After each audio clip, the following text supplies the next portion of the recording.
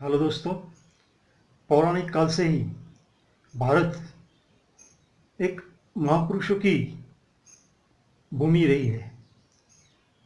कई महापुरुषों ने भारत की भूमि पर जन्म लिया है। ऐसे ही महापुरुषों की यादी में हमारे पूर्व बड़ा प्रधान आदरणीय श्री अटल बिहारी वाजपेयी जी पण इसमें शामिल है।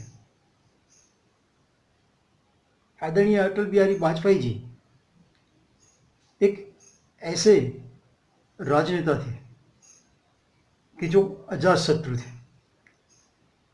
वो जो कार्यक्षेत्र में थे, यहाँ अजात शत्रु होना भी एक उपलब्धि है,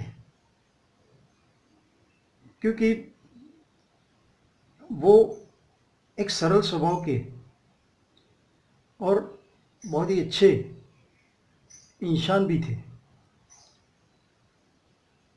वाजपेयी जी एक ऐसे इंसान थे जो राजनेता होते हुए भी बहुत सरल व्यक्तित्व के धनी थे। उनके इसी स्वभाव के कारण वो भारत के जन जन में चहीते थे और एक लोकप्रिय नेता के रूप में उभरे थे। माननीय श्री अटल बिहारी वाजपेयी जी की एनडीए सरकार में 5 सभ्यों का विचरती विमुक्त जाति राष्ट्रीय आयोग में सदस्य के रूप में काम करने का मौका मुझे उपलब्ध हुआ था। यह अवसर मेरे लिए एक बहुत अच्छा अवसर था। अटल बिहारी वाजपेयी जी ये राजनेता होने के साथ साथ एक अच्छे कवि भी थे। उनकी कविताएं में राष्ट्रभक्ति बहुत अच्छी तरह उभरती है। ऐसी ही इनकी कविताएं में से एक कविता मुझे बहुत पसंद है, जो मैं आपके साथ शेयर करूंगा। भारत जमीन का टुकड़ा नहीं, ये जीता जागता राष्ट्र पुरुष है। हिमालय उसका मस्तिष्क है, गौरी शंकर सिखाए है। हिमालय उसका मस्तिष्क है, गौरी शंकर सिखाए है।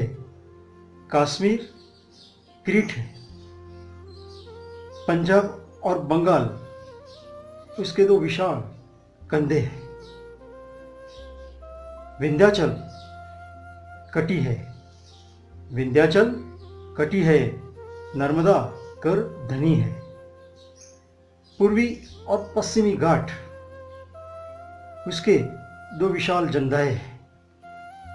कन्याकुमारी उसके चरण है, कन्याकुमारी इसके चरण है। सागर उसके पांव पखारता है। पावस के काले काले मेघ उसके कुंतल केश है। पावस के काले काले मेघ उसके कुंतल केश है। चांद और सूरज उसकी आरती उतारते हैं। ये वंदन की भूमि है, ये अभिनंदन की भूमि है। ये वंदन की भूमि है, ये अभिनंदन की भूमि है, ये तर्पण की भूमि है, ये अर्पण की भूमि है। इसका कंकर कंकर शंकर है, इसका कंकर कंकर शंकर है। बिंदु बिंदु गंगा जल है। हम जिएंगे तो इसके लिए, हम मरेंगे तो इसके लिए, और मरने के बाद भी गंगा में बहती हुई हमारी अस्थियों को कान लगाकर सुनेगा तो एक ही आवाज आएगी, भारत माता की जय, भारत माता की जय।